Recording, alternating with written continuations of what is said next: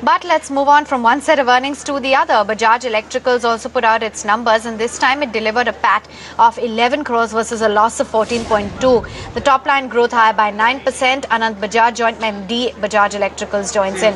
Lovely to have you with us on the show, Aanat. I want to start off with whether or not this kind of a performance that you've delivered is sustainable going forward.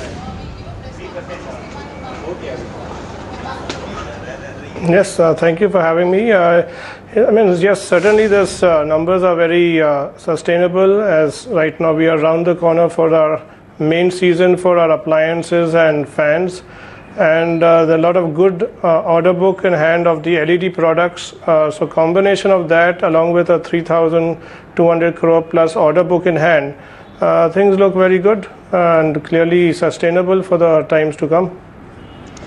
Okay, let's talk about then, the individual segmental growth and talk a little bit about the LED segment, and is that where you envisage the maximum growth? Yes, so to give you numbers for the quarter, of course, the largest improvement has come from the lighting segment, which basically against last year at 2.6, they have gone up to 6.1. And similarly, our EPC has done a good turnaround from a minus 8.3 EBITDA. They have come to a level of well over 6, and to that extent, they are well and truly back. And for the half year also, they have done a very solid performance of from where they was at minus 6.1 last year EBITDA, now they're into 4.9 plus. So to that extent, that's a very clear turnaround level which has arrived as far as the APC segment is concerned. And lighting also, which last year was at a much lower EBITDA, has done a good one for the half year. It is at a level of well above 5. So to that extent, they are also doing a good job. Now, as far as consumer durables concerned, yes, there has been a very significant dip in some of the products, but that's largely with the fact that we have shifted completely towards the secondary sales aspect of style of selling. So as a result, the sweet deal which normally would have been there towards the end of the month or end of a particular season, those have completely gone out. As a result, today there is all the focus has shifted towards secondary sales or a tertiary scheme, which will actually be consumer friendly or a distributor friendly, to the extent where we actually want them to go more to the market so that customer actually gets a chance to do a lot more real buying and not just for the primary sale. So to that extent, in October already we see a lot of good movement happening, which means that possibly there can be a good Diwali coming up.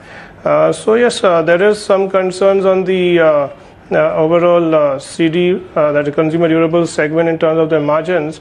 But I think with the launch of some very good products earlier in October, and we had a very big product launch with a lot of our key dealers in Paris. So to that extent, they have shown a lot of enthusiasm towards those new products. So I think that should really bring back the consumer durable segment also in a very good way.